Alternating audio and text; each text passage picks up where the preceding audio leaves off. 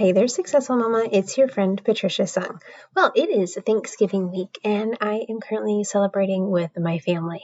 But I shall not leave you to weather the family drama without something to listen to in your ears when you need to tune everyone out. So this is a replay of one of our most downloaded episodes, so one of your very favorites. And also it's a favorite of mine because I, hands down, want people to not be afraid to try ADHD medicine. If it's not for you, cool, no problem. But I don't want people saying I'm not even going to try that out of fear. I want you to know all of the information available to you that I can offer you so that you can make that decision coming from a place of security and sturdiness and knowing that you're making the best decision for you, for your child, and knowing that you have done your research and you are coming at this feeling sure of yourself. So I'm sharing with you episode 147, which originally aired back in June of last year, entitled, What I Wish I Knew Before Taking ADHD Medication, Your Questions Answered. So for those of you in the US, enjoy your holiday week, sending you lots of hugs and praying for a little family drama. And for those of you who are not celebrating Thanksgiving, may you too enjoy this day. And even without celebrating this holiday, I hope that you have time to take a moment and appreciate what you do have. Even on the days that are hard, there are always little glimmers of hope. And when we start to train our brains to look for those little good things, it makes those really hard days feel not quite as terrible. So, on to the episode, and I will talk to you next week, Successful Mama. These are the things that I wish someone had told me from the get-go. Are you overwhelmed by motherhood and barely keeping your head above water? Are you confused and frustrated by how all the other moms make it look so easy? You can't figure out how to manage the chaos in your mind, your home, or your family. I get you, mama. Parenting with ADHD is hard. Here is your permission slip to let go of the Pinterest-worthy visions of organization and structure fit for everyone else. Let's do life like our brains do life. Creatively, lovingly, and with all our might. When we embrace who we are and how our brains work, we can figure out how to live our lives successfully and, in turn, lead our families well. At the end of the day, we just want to be good moms. But, spoiler alert, you are already a great mom. ADHD does not mean you're doomed to be a hot mess, mama. You can rewrite your story from shame spiral to success story.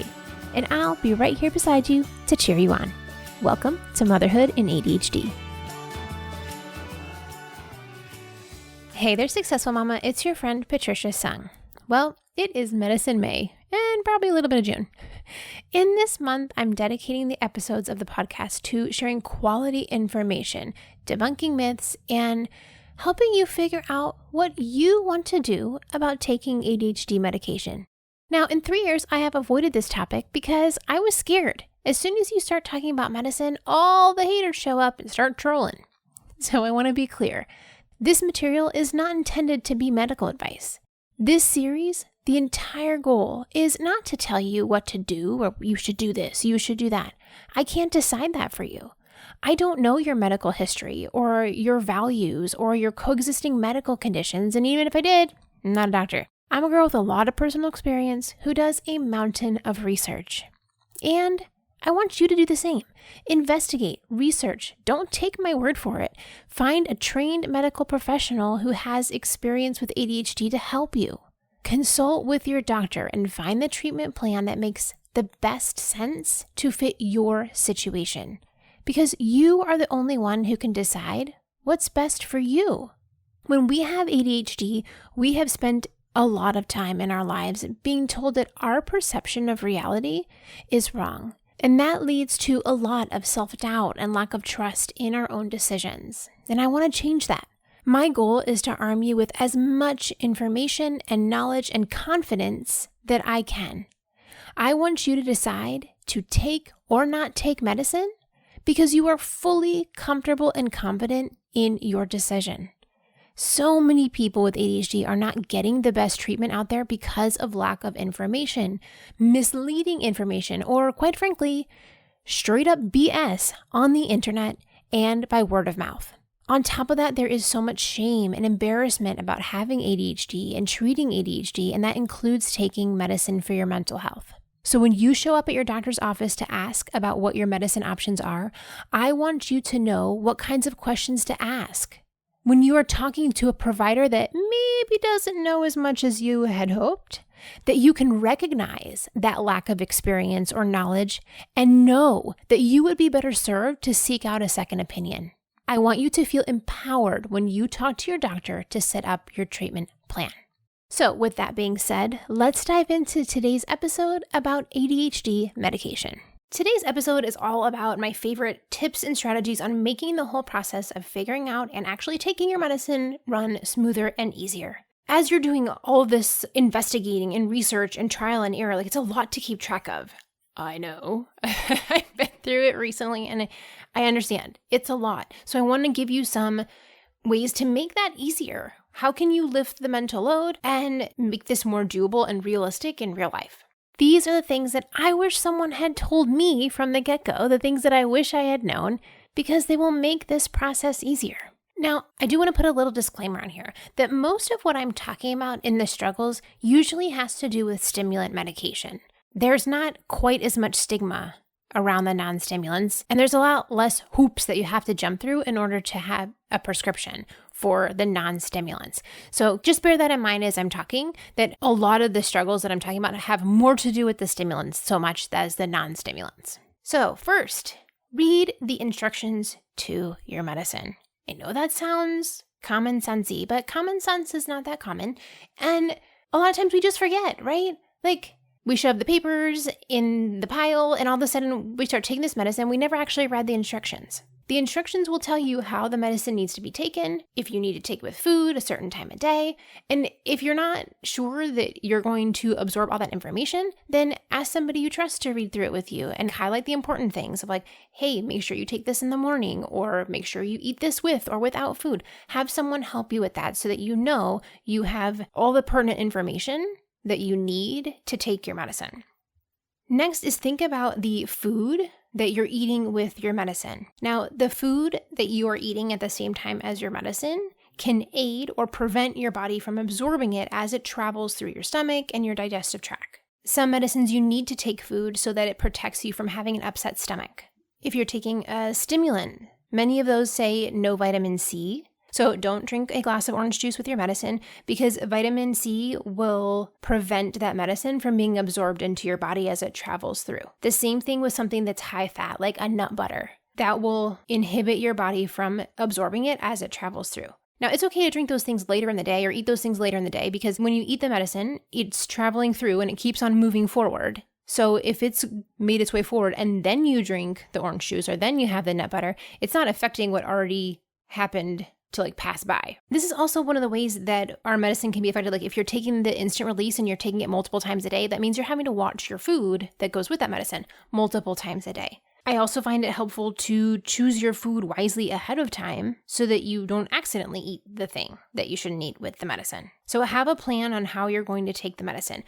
Think it through. If you need to, put a Post-it note on your OJ that says, don't drink this in the morning. Whatever you need to do to make sure that you're setting yourself up for success, that's okay. Some of your medicine is going to say, take this 30 minutes before you eat breakfast. So in the morning, when you're already half asleep and you're just kind of fumbling through, that's not the time for us to think about how that's going to happen. We want to have a plan ahead of time when we have a clear head. So one thing that I do is I have a pill box. I put all the pills where they need to go. And then I know in the morning I have it sitting by my bathroom sink. And as soon as I get up, I take the medicine, go to the bathroom, and take my meds right when I get up. Then by the time I've gotten kids out the door for school and all, at least the 30 minutes have passed, and then I can eat breakfast. You might have medicine that says take it with medicine. In that case, I would say, again, put them in your pill organizer, and then put a snack right there next to it so that when you take the medicine, you eat the food right then. Put that medicine in a visual place that you're going to see right away. Some people keep it right by their nightstand with their water, so as soon as their alarm goes off or they wake up, they see it there, they take it. There are some medicines that you need to make sure are in a safe place if you have little ones around or if you have someone in your family who might take it. You may not be able to leave it a whole week's worth out somewhere. One thing I know about our brains is that we are very creative and we can figure out a way to make this work for you. So figure out a way to make this visual and that you will see it when it needs to happen. I also use a ton of alarms. I have an alarm to take the medicine. I have an alarm to remind me to take the medicine about 30 minutes later in case I forgot to take the medicine. And that's my reminder for not my ADHD medicine, because I also take medicine for my blood pressure. It's too low and I have to take medicine throughout the day to keep my blood pressure up. And so I'm constantly taking medicine, and I have so many systems with backups in place to keep me accountable, because I will no longer expect my brain to keep up with that. It's unrealistic and it's unproductive. Don't expect your brain to keep track of things if it doesn't have to. 1, it just makes us more anxious. And 2, you're opening it up the door for a disaster. Put all those scaffolding things in place to keep yourself successful. The other great thing about the pill box is that I can already see if I took the medicine that day. There's nothing worse than like 15 minutes later and being like, did I take that medicine? Like, I don't want to go through the day without the medicine. I also don't want to go through the day with double medicine, because that means not only am I going to be having a way too high of a dose and very uncomfortable, I also then have used up a day for later. Some people will turn the bottle like upside down or right side up to market. Like, that day of the week pill box is a game changer. Making it visible, game changer. All the alarms, game changer. Oh, and I should mention, when I say read the instructions, you actually need to read the instructions every time. I know you're like, Patricia, why would I do that? I already read it once. Because we forget things. And 2, you never know if something's changed and they've given different instructions. So you want to read through those instructions every time you pick up your medicine, not just the first time when you took it 4 years ago. Another obstacle that we run into is that medicines can be really expensive depending on your healthcare coverage, what your insurance company covers. It can be quite cost prohibitive.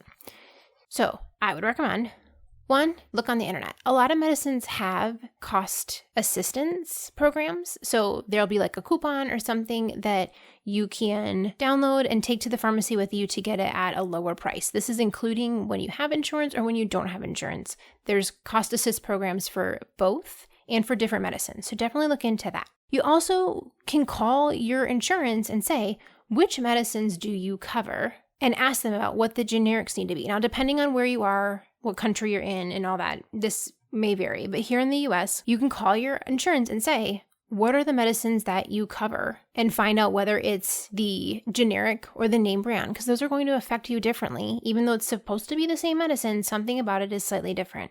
And for some people, it makes a very large difference whether they're taking the name brand, the generic, and also depending on which generic, because different companies make their own version of the generic. So you can have multiple different formulations of generics as well. So you call your insurance and find out which ones they'll cover. Because a lot of times if you have insurance, they'll at least give you a discount, but it might not be like one of the cheap ones. So sometimes the medicine is like $5, $10, maybe $20. And then other times it's like, well, it's cheaper, but cheaper means $143. So call ahead of time and find out what their approved formulations are. Very often, they will make you try the cheaper ones first. And if you have documentation with your doctor that 3 different cheap ones, like the ones that they cover, don't work for you, then they'll cover the expensive one at a more reasonable cost to you. But you have to go through like all these hoops and stuff. So call your insurance company, find out what their policy is so that you can go in knowing where to start. Because it can be a very expensive trial and error process if you spend like $250 on a medicine and then it turns out it doesn't work for you.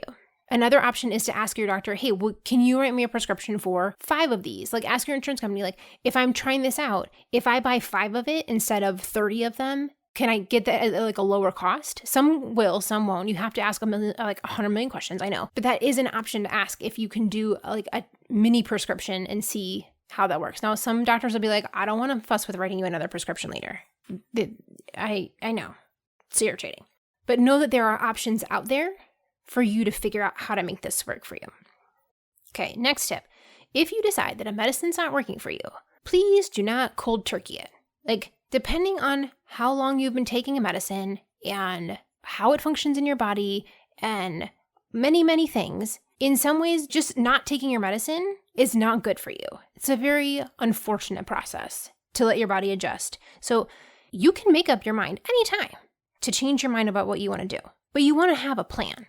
So if you're starting to take a medicine and you tell your doctor, I'm like, okay, if this doesn't work out, what's our plan for something else? Like, you can ask when you're there, like, if this doesn't work, what should I do? Do I need to wean off this medicine? Is it okay to just stop taking it? Find that out, and that will ease your anxiety to know, like, if this doesn't work out, here's my exit plan. Another thing you want to do when you're in that appointment of getting your medicine is ask your doctor, like, what are some red flags I should look for? Tell the other people in your family, hey, I'm starting this new medicine. If you see these things, let me know. Obviously, if you have people you can trust to do that with.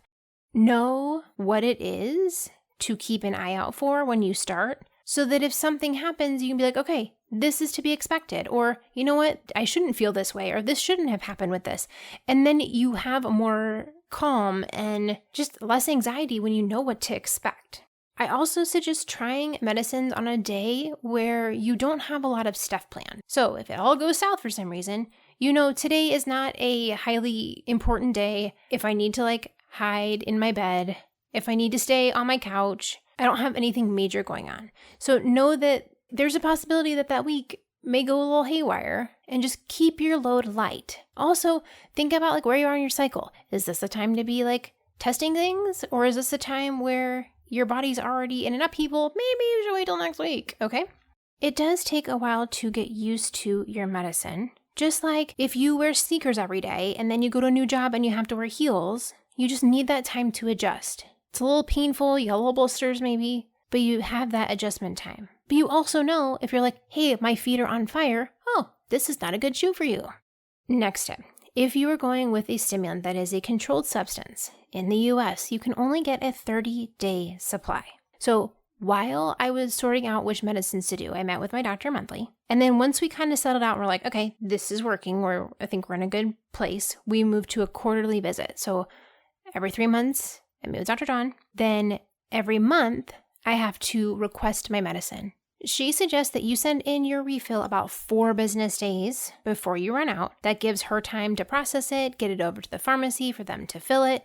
And you have this little window. It's usually 3 days on either end, more or less, where you can pick up your 30 pills. Now, if you wait too long, they will take the pills out of the bottle. You get less, which I'm sure there was a very good reason somewhere. It still doesn't make sense in my head. But for an example, one time we were on vacation and I knew I can't get it refilled before we leave because we were gone for over a week. But I also didn't want to try to mess with sending a prescription to another pharmacy in a different state. So I'm like, it's okay. I adjusted for the month for the one day that I was going to be without medicine, and knew I would pick it up when we landed that day and be able to take it the next day. Well, don't you know, flight got canceled. It got pushed back a whole nother day. And then by the time we got in, it was actually too late at night for me to go to the pharmacy. It was already closed. And it was this whole disaster. Well, I get to the pharmacy the next day and I only got 27 pills. And I'm like, where's the rest of my medicine? And it's like, well, you already were out of the window, so you don't get the full 30 pills. I'm like, okay. So when you're using a controlled substance, there are a lot of rules and hoops that you have to jump through. It's unfortunate. I'm not going to get on my soapbox about that because I'll be here for a real long time. Here's where we are.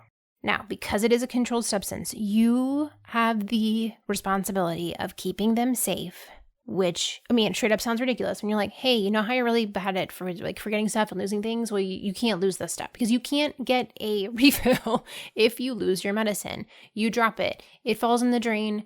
Whatever happens, you can't get a refill until the next time around. So again, this is a time where you want to rack your brain and figure out, how do I make this work for me where I'm not going to have a problem? Do I need to get a little safe for my house? Unfortunately, we have to be real honest and say that there are some people who will come into your home and take your medicine because they either want it for themselves or they can sell it and make a lot of money. So you have to find a way to keep that safe in your home. You have to find a way to keep it from getting lost. Don't carry around a whole bunch with you in case your purse gets stolen. Also be aware that because it is a controlled substance, depending on where you are located, in some places you have to have the actual bottle with you with your name and all to show that it's yours. And in other places you don't. So just be aware that that could be a problem. If you're on vacation or something and you're worried, just leave your large supply at home and just take the prescription bottle with you with your information on it with just the amount you need for that trip.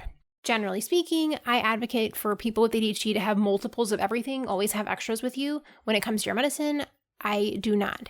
just carry with you like whatever you need for that day, but don't carry a whole bunch of extra stuff with you. It opens you up for problems later. And I so wish that I didn't even have to have this conversation, but it's the truth. And we need to protect ourselves because unfortunately, the laws in place are not protecting us who need the medicine, except for the fact that we're still able to get it.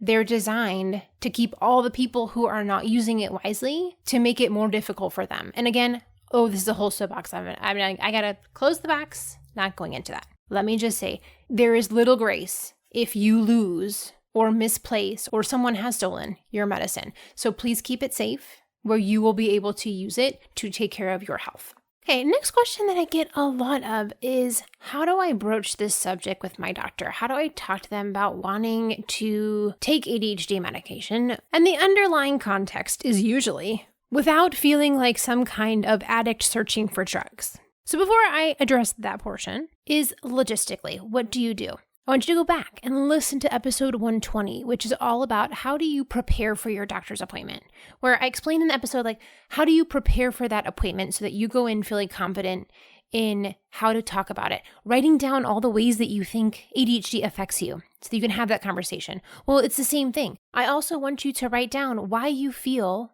medicine would help you. Why do you want to try this out? So follow those same instructions. Make sure you've talked to your doctor about the diagnosis and then how you want to try medicine. And the whole point of medicine, which going back, I've said this multiple times in the series, the point of the medicine is to create an environment that is more conducive for you to implement and keep going with the strategies and the treatments that you're putting in place. Because we are not the most consistent of people, and that's okay. We don't have to be consistent. We are persistent, right? We keep going, we keep trying. And when you have medicine, it makes it easier to keep going and keep trying because it's another way to support yourself. Caveat, it's easier when you found the right one. Okay, so when you go talk to your doctor, prepare ahead of time. You've got episode 120. You've got your list of reasons of why you'd like to try medicine. If you feel like you need to justify it, you can write a list of, here's all the things that I've tried that haven't worked, and I think medicine is the next step for me. You can do that. But also, you don't have to do that. You don't have to defend yourself into taking a treatment for something that you have been diagnosed with because you have a thing that you've been diagnosed with, and this is one of the treatments. Like, that is okay. You don't have to defend. You don't have to justify. You don't have to feel defensive or less than in asking for this help. You should be asking for help. And you know that I don't like the word should. You should be asking for help. You should be looking for extra tools to support you. If you're not okay with where you are and you want more support, you should get the support you need. And if medicine is one of those things that will help you, you do not have to defend yourself. The same way you would not go to your cancer doctor and your oncologist and like present a case for taking chemo. You don't have to do that. Like, you have cancer, chemo's the treatment. Would you like to pursue the treatment or not? You can't see. Glasses are an option for treatment. I would like to get glasses. I want you to think of your mental health in the same way that you think of your physical health. This is a treatment available. I would like to try it. I want you to feel confident in that decision because you know what's best for you. Now, caveat, there are a lot of professionals out there who don't know as much about ADHD as we wish they did. If you're broaching this situation with confidence and you have researched and you know that this is something you'd like to pursue and you get that pushback where they're like, I don't know. I don't really know if I want to prescribe you that. To me, red flag, red flag, red flag. Perhaps this is not the right person for you to be talking with. If you, after going through the last 2 years of all my health issues and seeing specialist after specialist who looked at me, studied all my labs, did all kinds of tests, and couldn't tell me what is wrong with me, I have no F's to give for providers who don't know as much as me. Sorry, if you can't help me, that's okay. I will find someone who can. I'm not mad about it. Oh yeah, I'm a little mad about it. I'm not mad at them for not knowing what I need, but I'm not going to see the wrong specialist for what I need. If I have a problem with my foot, I see a podiatrist. I don't go see a cardiologist. If I have a problem with my elbow, I see the orthopedic surgeon, not the ophthalmologist, right? We have to see the specialist who fits what we need. If that person is uncomfortable in prescribing a verified and well-researched treatment for something, then maybe they're not the right person. Now, I understand that there are times where you don't have the option to see someone else. And in that case, you got to go with your gut and figure out, do I want to stick with this person because it's cheaper and go through the rigmarole of teaching them about ADHD? Or do I want to walk away and try to figure out another option? Like, unfortunately, that sometimes is a situation that we're in. I get it. I'm not at all dismissing that. That's the reality of where we are. But if you have the option to see someone else, find someone who knows what they're talking about. If you don't, that's the moment where you have to decide, what am I going to do? Am I going to go through the trouble to try to convince this person so they can help me? Or am I going to find another solution? I truly wish this was not even a problem that we had to discuss. Why on earth? I know more about something than medical professionals who have gone to med school and taken care of thousands of people over decades? I don't know. But here we are. Some people just don't know about this thing. And that's just the world we live in. I don't like it. I'm not happy about it. But this is why I always advocate for finding a specialist who's truly ADHD informed and has experience working with people who have ADHD. Do you wish there was a way to feel confident about your day? To know exactly where you need to be, when you need to be there, and what you need to do today? I know what it's like to buy 15 different planners and not use any of them for more than a week or two. When you're tired of disappointing your family, your boss, and yourself. Imagine with me that tonight, when you look back at your day, you know that you did the things on your to-do list. You showed up well. You feel productive and accomplished. That's why I created Daily Planning for ADHD Moms, where I teach you how to keep a calendar and organize your to-do list. When you learn these skills from another ADHD brain in super short videos, they finally make sense. So now you'll be able to keep up with the commitments you've made and feel confident in how you're organizing your day. You'll walk away with an easy-to-stick-to 3-step system to keep up with your calendar and a simple way to sort through the giant to-do list and figure out what actually matters. Plus, we have a weekly accountability group so you can ask questions when you're stuck and jump back on the wagon when you fall off. Because you will fall off. That's just part of ADHD. But now you will know how to prepare for that. So if you're ready to figure out your day in a way that makes sense both for mom life and an ADHD brain, I want to help you make this happen. Join me at bit.ly/ADHD plan. That's bit.ly/ADHD plan. It's all lowercase letters. I cannot wait to see you feel confident and competent in how you run your family life. Now, to address the second part, is that oftentimes that question comes loaded with, because I feel like I'm some kind of addict seeking drugs. When you have ADHD, and I'm not going to get into the science of the medicine because we have other episodes to talk about that. So go back and listen to the interview with Dr. Parcells. When you have ADHD, the stimulants affect you in a different way. They do not affect someone who does not have ADHD in the same way that they affect someone who has ADHD. So when we have this stigma that stimulants are addictive and cause problems and people, their whole life falls apart because now they're addicted to drugs, that is a different situation. This is not the situation we're talking about. It is two different things. When you are using a prescribed substance in the way that it has been instructed and dosed for you, your specific situation, it is not the same thing as someone abusing drugs. They are two different things. In the same way that money can be used for wonderful things and to help a lot of people, money can also be used with greed and with power to turn it into something that's awful. They're two different situations, and we can't apply a blanket statement to everything. There are nuances everywhere. So you asking for medicine to take care of your mental health is not the same thing as seeking drugs because you have an addiction. I'm like, I could do a whole episode just on ADHD and addiction, and I do actually have that on my list of because people need help and they don't know how to help themselves. They don't have the skills they need to deal with the problem. And that thing that was okay turns into an addiction because it was too much and used in the wrong way and used to escape. And that is also a mental health issue. It is not a moral failing. It's not poor character.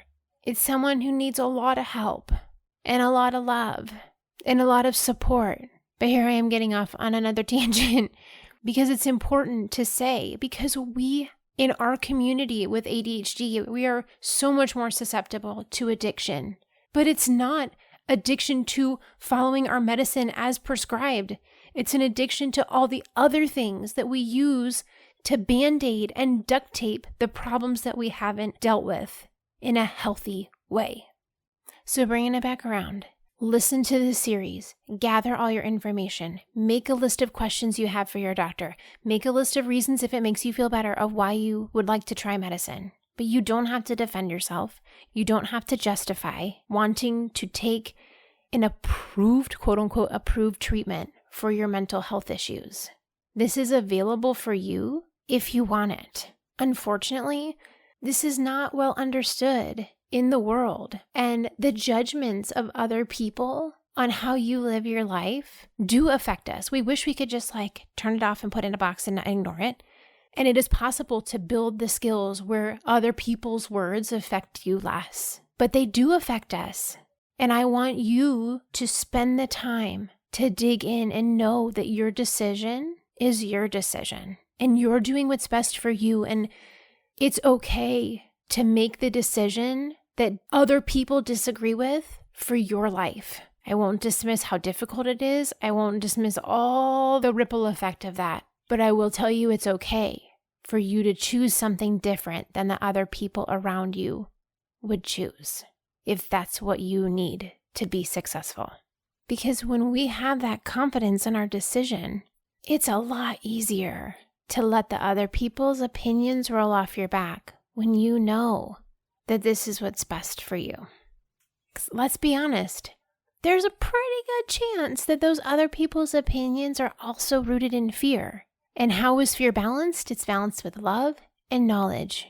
When we can confidently say, no, I'm not going to get addicted to this medicine for my mental health treatment because of A, B, C, and D, then that quells the fear. When we can say, okay, I know that there's these side effects, but here's my plan to keep an eye out for them. And here's my plan to mitigate that as much as I can. And here's my plan that if I need to change my mind or I need to switch medicines, here's my plan for what I'm going to do in those scenarios. Or I don't need a plan because the likelihood of that occurring is so tiny, it's not worth being that stressed about. But if something happens, I know what to do. If all else fails, something bad happens, I call my doctor and ask. I'm a little part of me is Patricia, don't go around telling everybody to what if their way to death on every path, because also that's my perfectionism squeaking in there of having to have control of the situation in every single angle of what if this, I have a plan, that's part of my anxiety that I'm dealing with. So just little disclaimer there. You don't have to what if every single thing. You don't have to plan for every single thing, but working through those fears and knowing whether or not this is something that's actually worth being afraid of makes us a lot more confident in our decisions. Because when we look at the overall picture, comparing the risk of trying the medicine, which is fairly low, which we can see statistically how much these medicines have been tested, compared to the reward of being able to get your life together faster and easier and be on the path to success that makes sense for you, to figure out how to make your life work within the social confines that we are required to do. To me, that risk-reward comparison is there. And if for you it's not, that's okay. But I know that now you have enough information to say, I'm confident in that decision. Even if that decision is no, then this is worth it. Because like I said at the beginning, my job isn't to tell you whether or not you should take medicine. My job is to give you enough information so that you can make the best decision for you. Okay, last set of tips are all about adjusting your medicine. When you find one that's kind of sort of working here, I think we might be onto something here. All right, how do we make sure that we have figured out the dosing and the timing and all that makes sense for you? Well, we're still in this trial and error phase, but there are ways to make it easier to figure out what's working and what's not working and make that process go a little faster and a little smoother. Here's what I got for you. One, you want to keep track of your symptoms. And I know you're like, Patricia, I can barely keep track of taking the medicine. How do you want me to keep track of how I feel?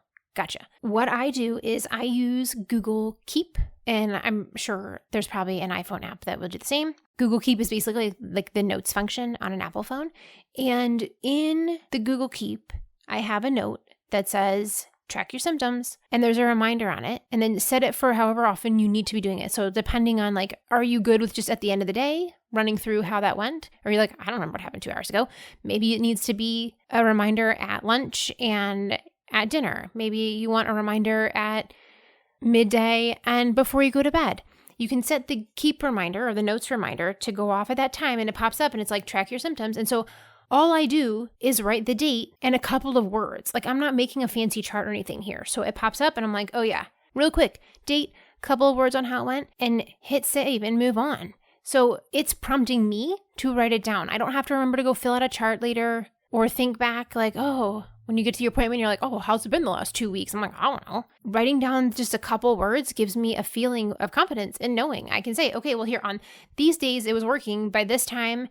And like when I look back on my notes, it's like, well, we know by 3 o'clock is it's starting to wear off, and you can make adjustments then. The more information you can give your doctor, the better they can adjust. But here's the thing, a lot of us, like in the moment, when somebody asks us, how's it going? We're like, oh, I don't know, fine. And then you go home and you're like, ooh, I should have said this, this, and this. So that notes on my phone is always there to reference. The other valuable part is that I can see the patterns when I have several data points and see like, oh, well, I've noticed that, in the afternoons I'm having this issue. Whereas if I just think back, I don't remember, I don't notice the patterns, but our brains are really great at looking for patterns and seeing what other people don't see.